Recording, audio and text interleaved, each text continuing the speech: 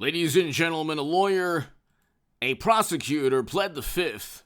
A Trump indictment prosecutor, so we'll just go former Trump prosecutor slams GOP political theater, takes the fifth at deposition. The political theater is indicting Trump in New York, just like a group of only Democrats investigating Trump during the Mueller probe. Only Democrats in New York, including only Democrats in a jury just recently, and grand jury during the indictment, going after Trump. You have the state of New York and Manhattan and other regions of New York going after Trump politically, only for political purposes. Everybody knows this. Alan Dershowitz and other legal scholars have stated very clearly that if it wasn't Trump, if his name wasn't Donald Trump, he would be treated differently. And the only reason they've gone after Trump is because, well, he's a menace to democracy. We had, record low poverty with Trump, record highs in household median income. We had real wages up. He brought Americans home from never-ending military conflict. Doha Agreement, Abraham Accords, first president to step foot in North Korea. But let's read this. Former Trump prosecutor Mark Pomerantz, who, by the way, wrote a book on all of this, invoked his Fifth Amendment rights during his deposition before the House Judiciary Committee on Friday, slamming the GOP-led panel's investigation as political theater in his opening statement. You've only had political theater with Trump. They have accused him of everything under the sun against Trump. They've accused him of everything under the sun. They can't find anything, and the indictment in New York is a joke. There isn't even a federal crime. The only federal crime, the FEC fined Clinton and the DNC. This attorney, this prosecutor knows this, who pled the fifth. They fined the DNC and the Clinton campaign for purchasing the Steele dossier. Talk about political theater. But here, Pomerantz, who investigated Trump in the Manhattan District Attorney's Office. By the way, Cy Vance, the former district attorney, did not level charges. Merrick Garland didn't. So the question is, why did they level charges now on something that passed the statute of limitations? And it wasn't even a federal crime. Why is the Manhattan DA relying on a federal statute that wasn't even leveled against Trump? Said he appeared before the committee as required because I respect the rule of law. Yeah, right. Okay. If you respect the rule, okay, then he pled the fifth on pretty much everything.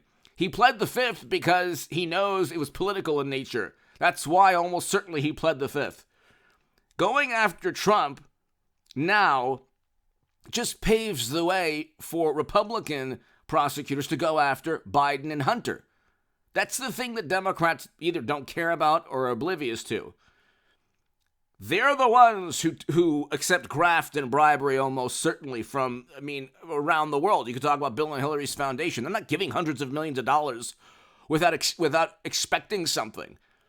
Okay? Nobody's giving hundreds of millions of dollars to Trump for political influence. He already made his billions through golf courses and a reality show The Apprentice and hotels. They've been interviewing Trump. Barbara Walters was interviewing Trump in the 80s because he was a billionaire from hotels and casinos. He knows business. He's a businessman. Okay? Democrats have a business. It's called politics and potentially graft and bribery, just like Tammany Hall. But here, Pomerantz, who investigated Trump at the Manhattan District, investigated what? What was the investigation? There was no... The misdemeanors that they're desperately trying to elevate to felonies rely on the FEC to fine Trump, and the FEC has not fined Trump. So then he goes, which is hilarious, because when Democrats had the House Oversight Committee and the Judiciary Committee, everything was theater.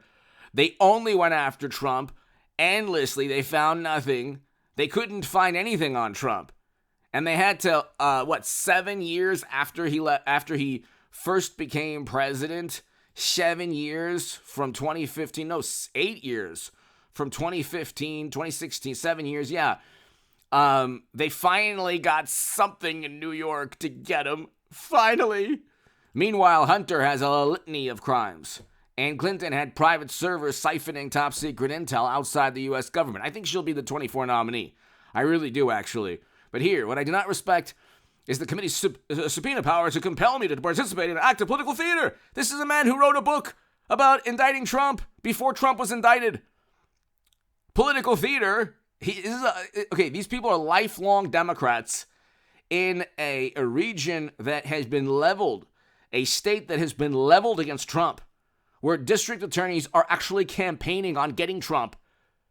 And then they said, oh my God, Trump said lock up, Madam Secretary. These people are campaigning on getting Trump. They can't get him because unlike Clinton and Hunter and other Democrats, Trump didn't commit a crime. It's not a crime he was the one extorted. If you listen to Alan Dershowitz and others, he was the one extorted for money. Then they haven't even proved that there was an affair. Oh, and by the way, the jury in New York sided with Trump, stating, he didn't commit the underlying crime in the defamation suit. But they said, he did something bad, really bad things too, so she's going to pay $5 million. The actual allegation of the criminal act that I think capital punishment should be tied to, that did not, the jury did not believe the allegation against Trump. So they, in a way, they sided with him, but then they said, pay $5 million because you did other bad things. And that'll probably be thrown out on appeal. The indictment will be thrown out on appeal in New York, probably going to the Supreme Court. The Supreme Court overturns corruption charges all the time. They did so recently. They want absolute proof the man did something wrong, or the person, the human being, the woman, did something wrong. They want, if it goes to the Supreme Court, they want absolute proof that there was wrongdoing. Not, the indictments, the misdemeanors are elevated to felonies here. This deposition is for show. Oh, no, it's not. Everyone knows. So this prosecutor, Trump prosecutor, says the deposition for show. No, everyone in the Manhattan district attorney's office went after Trump for political show and theater. Now Republicans in the House, Trump Republicans, are finding out why a state government, a local government, was leveled against Trump.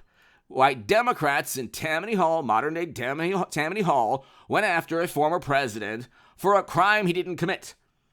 Just because they despise him and they want to utilize every single, political advantage they have. But here, I do not believe for a moment that I am here to assist a genuine effort to enact legislation or conduct legislative oversight.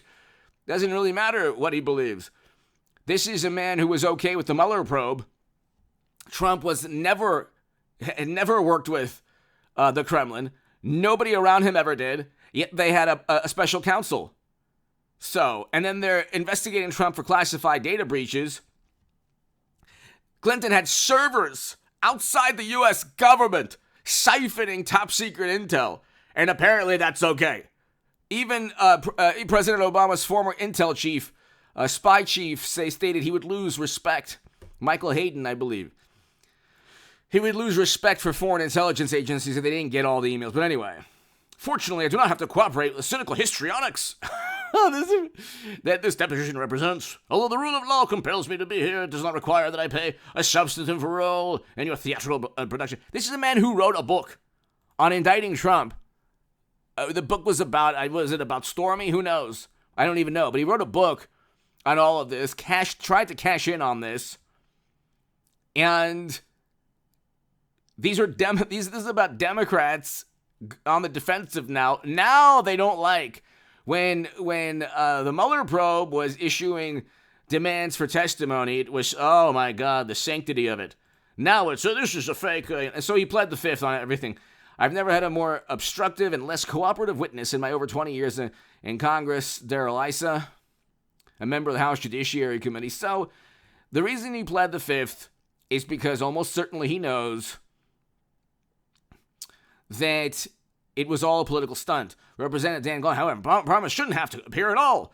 But why not? If they're going after Steve, Democrats went after Steve Bannon for not appearing. Today's deposition simply underscores House Republicans investigating a political and local district attorney's offices with no nexus to Congress. Yes, the local district attorney used a federal statute. A federal statute. That's the problem.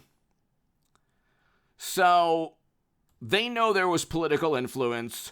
They know that Democratic operatives almost certainly contacted Stormy. Oh, by the way, somebody should ask this attorney or this prosecutor or another prosecutor. Michael Avenatti was running for president as a Democrat. Gee, wonder if this prosecutor knew that. Give me your thoughts below. Hit subscribe. Plead the fifth on all the questions.